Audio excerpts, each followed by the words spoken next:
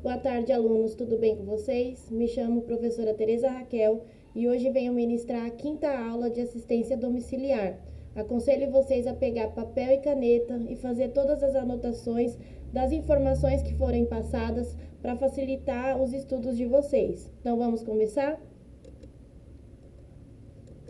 Vamos falar um pouquinho sobre dor. O que seria a dor? É uma experiência sensitiva e emocional desagradável associada ou relacionada à lesão real ou potencial dos tecidos. Cada indivíduo aprende a utilizar esse termo através das suas experiências anteriores. Então, a dor, ela é classificada como o quinto sinal vital. Então, ela precisa estar dentro lá da folhinha de parâmetros vitais do paciente, aonde é utilizada a escala de dor. Se for para adulto, a escala é numérica, se for para criança, a escala é de faces. E lembrando que a dor varia de pessoa para pessoa, ela é muito subjetiva, então cada pessoa ela vai ter um nível de dor mesmo tendo a mesma patologia. Então, 2 pacientes com dor de cabeça, cefaleia, um pode dizer que a dor dele está numa escala 10 e o outro pode dizer que a dor de cabeça dele está numa escala 2. E tudo bem, cada paciente vai sentir de um jeito. A dor, ela é dividida em crônica e aguda. Então, eu vou definir para vocês agora a dor crônica. É uma situação recorrente, permanente. É bastante comum que ela seja o principal sintoma de alguma doença ou, basicamente, a própria doença. O exemplo é a fibromialgia, uma síndrome sem causa conhecida que causa dores e desconfortos no corpo todo continuamente. Então, a dor crônica é uma dor constante, é uma dor associada a alguma patologia que tem tratamento, porém não tem cura. Então, trata essa patologia, a dor diminui. Quando essa patologia ela agrava, a dor retorna. Então, é um paciente que vai ter dor constante. Então, dor crônica, ela tem o tratamento com medicações para alívio da dor, porém ela não tem cura. A dor crônica ela pode ser definida como a dor contínua ou recorrente de duração mínima de 3 meses. Sua função é de alerta e muitas vezes tem a etiologia incerta, não desaparece com o emprego dos procedimentos terapêuticos convencionais e é causa de incapacidades prolongadas. Muitos pacientes que têm dor crônica proveniente de alguma patologia, eles não vão conseguir realizar as atividades de vida diária, devido aí a essa dor. Então, é uma dor que ela vai durar meses e muitas vezes não vai ter uma causa conhecida logo de imediato. Então, vai precisar aí de investigações para saber a causa dessa dor. A dor como parâmetro vital, como eu disse ali no início, ela é conhecida como quinto sinal vital. Ela foi citada pela primeira vez em 1996 por James Campbell, presidente da Sociedade Americana de Dor, e é um sinal pessoal e subjetivo, onde a sua avaliação deve ser sistemática e registrada, considerando-se sua variação de níveis. Então, não é de hoje que a dor ela é estudada, ela é dada importância. Então, em 1996, já estava sendo aí citada e estudada. E no decorrer do tempo, foram fazendo novos estudos, novos levantamentos de dados, e foi visto que a dor, ela interfere nos demais parâmetros vitais. Então, o paciente com dor, ele vai ter o aumento da pressão arterial, ele vai ficar hipertenso. Um paciente com dor, ele vai ter o aumento da frequência cardíaca, ele vai ficar taquicárdico. Então, a dor, ela influencia. Quando a gente minimiza a dor desse paciente, os demais parâmetros vitais, eles vão sendo estabilizados também. E ele precisa ser registrado, mesmo que o paciente refira que não sinta dor, tem que ser registrado aí na folha de parâmetros vitais e na anotação de enfermagem. Como mensurar a dor? Ela pode ser utilizada através da escala numérica ou verbal e da escala analógica visual. Então, se são crianças que ainda não estão alfabetizadas, vamos utilizar a escala de faces, onde tem vários rostinhos e a criança ela vai apontar para aquele rostinho onde ela vai determinar o seu nível de dor. Já nos adultos, em escala de 0 a 10. Aqui tem as escalas, então a primeira aqui é a escala de faces. Também tem a escala numérica na mesma escala de faces. E embaixo também já é dividida em leve, moderada e intensa. Quais são os cuidados de enfermagem que tem que ter com o paciente com dor? Manter um ambiente calmo, porque o barulho ele vai deixar o paciente mais agitado. Realizar sensação de conforto geral, realizar mudanças de posição. Então, o paciente muitas vezes ele está com dor devido ao posicionamento no leito. Realizar distração para desviar a sua atenção da dor. Então, não ficar falando somente da dor, focar na dor em si, estimular que esse paciente ele tenha algumas outras atividades para que ele esqueça aí um pouquinho essa dor. Realizar técnicas de modificação comportamental. Então, dependendo de algumas atividades que esse paciente realize, ele vai sentir dor. Então, precisa alterar, modificar, adaptar algumas atividades diárias desse paciente. Promover autoconfiança. Então, fazer esse paciente realizar suas atividades, lembrando que ele é autossuficiente para poder realizar, ele é capaz de realizar sozinho. Estabelecer uma boa comunicação e ter empatia. Então, devemos nos colocar no lugar do próximo. O paciente ele não é obrigado a sentir dor e não podemos deixar ele sentir dor.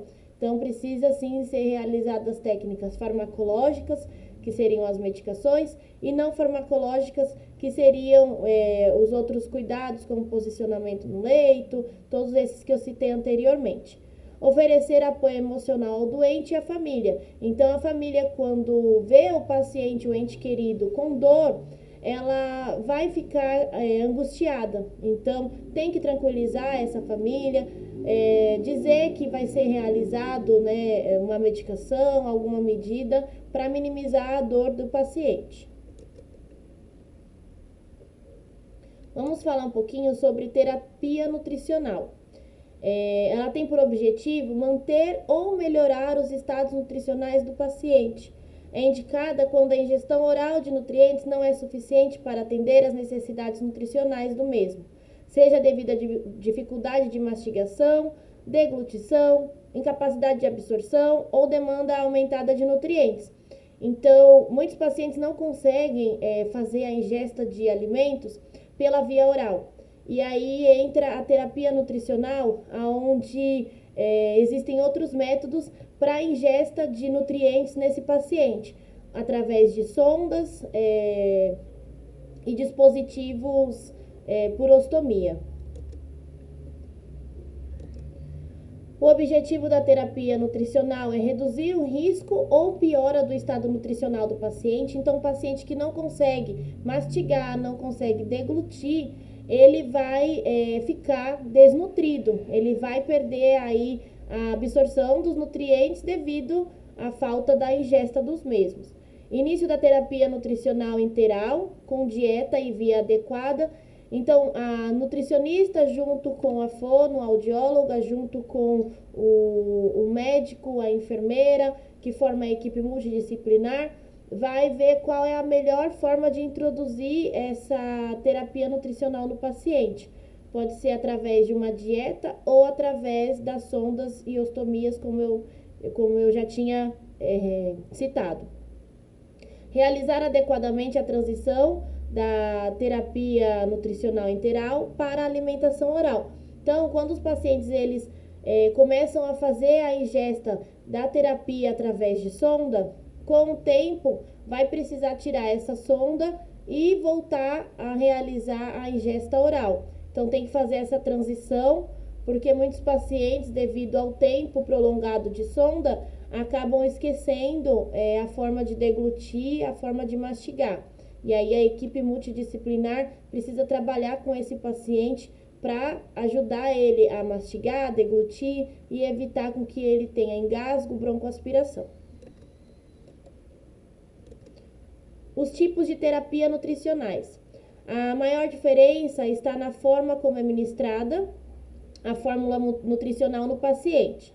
Na nutrição enteral, ele irá receber os nutrientes através de uma sonda que está ligada ao estômago ou ao intestino dele. Então, só quem faz esse procedimento é o médico, tá? Ele vai realizar a passagem de uma sonda no estômago, que seria a gastrostomia, e ele vai realizar a passagem de uma sonda no intestino, que seria a jejunostomia. Ambos servem para alimentação do paciente.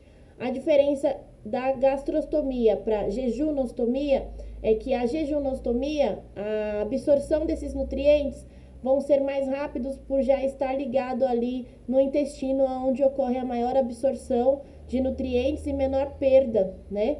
Então a diferença é essa. Na nutrição parenteral, ele irá receber esses nutrientes diretamente no sangue.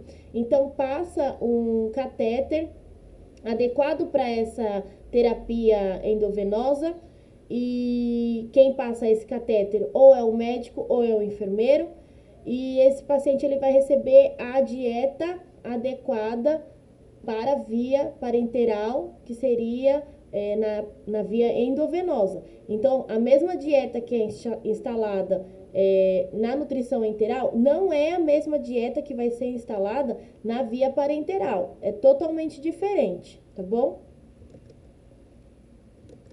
A nutrição enteral é um conjunto de procedimentos cujo objetivo é manter ou recuperar o estado nutricional do paciente por meio de via oral, sondas ou estomias, através do fornecimento de energias e nutrientes.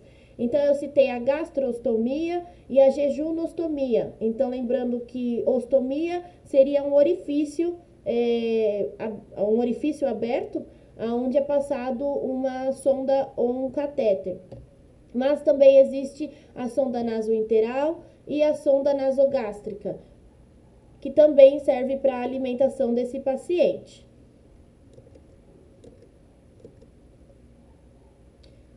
Aqui na primeira imagem tem a sonda nasogástrica, então ela pode ser passada tanto na via naso como via oro, instalado a dieta, e ela vai para o estômago. A segunda imagem é a gastrostomia, onde ela é feita uma abertura e colocada uma sonda do lado esquerdo, onde fica o estômago, e instalado a dieta desse paciente. A imagem de baixo é a sonda nasoenteral, que também pode ser passada oroenteral, onde ela vai ali na primeira porção do intestino. E a jejunostomia também é abertura de um orifício, onde passa uma sonda que vai diretamente no intestino. Os tipos de terapia, a nutrição parenteral, que seria a NPP, por definição, administrada por via intravenosa, é administrada através de um catéter colocado em uma veia, e ela é usada quando o paciente não consegue obter todos os nutrientes necessários pela boca ou pela alimentação enteral, que seriam sondas. Então, pacientes muito emagrecidos, desnutridos, que não conseguem ter ganho de nutrientes através da via oral ou da via enteral, que seriam as sondas, é passado a nutrição parenteral. Os cuidados de enfermagem que temos que ter com as terapias enterais. Manter o decúbito elevado, porque esse paciente não pode comer deitado, senão ele pode engasgar. Realizar infusão em bomba de infusão contínua.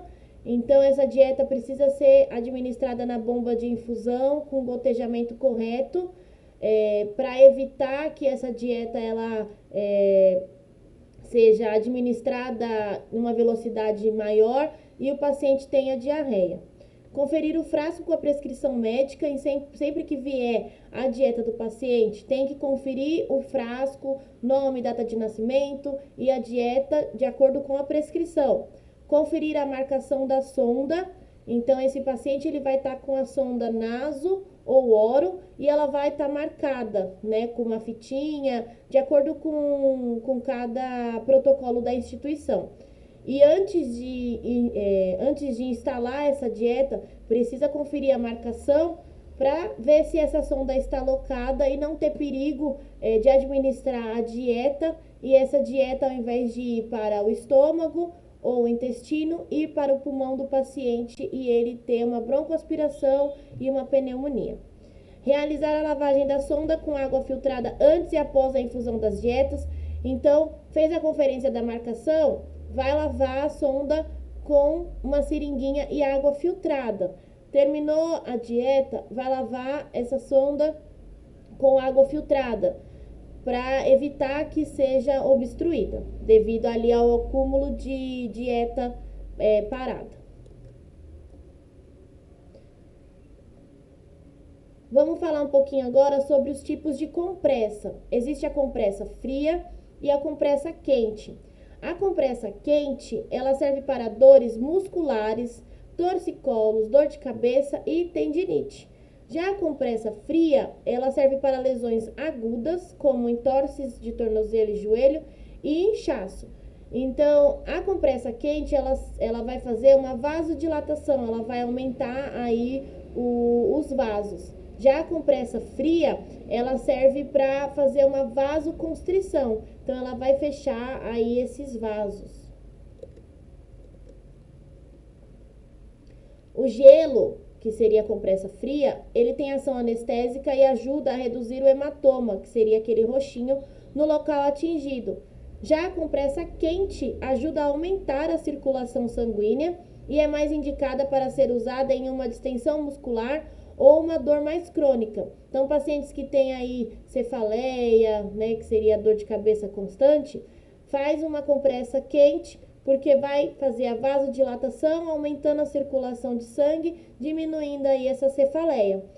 Lembrando que a compressa fria não pode ser feita diretamente na pele do paciente.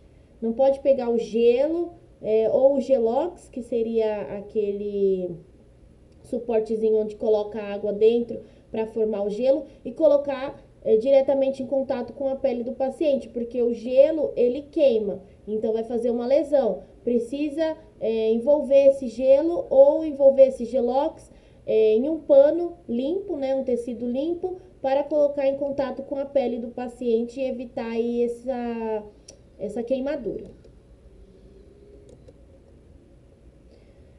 Para preparar uma compressa fria, coloque gelo em um saco, envolto em uma toalha ou pano limpo e aplique na região dolorida durante 15 a 20 minutos.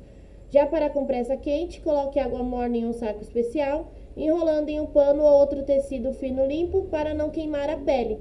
Então, como eu disse anteriormente, ambos precisam ser protegidos por um pano limpo para evitar queimadura na pele do paciente.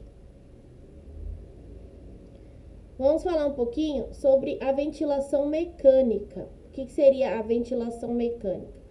Ela consiste em um suporte ventilatório com utilização de pressão positiva empregado em pacientes que estejam fazendo uso de qualquer tipo de via aérea artificial. Pode ser o tubo endotraqueal ou a cânula de traqueostomia, que fazem a conexão entre o dispositivo ventilatório e o paciente. Então, a ventilação mecânica ela dá um suporte para um paciente que não consegue manter aí em ar ambiente ou em algum catéter, pode ser o catéter de O2, nebulização, Venturi, quando o paciente ele já está com uma dificuldade respiratória muito elevada.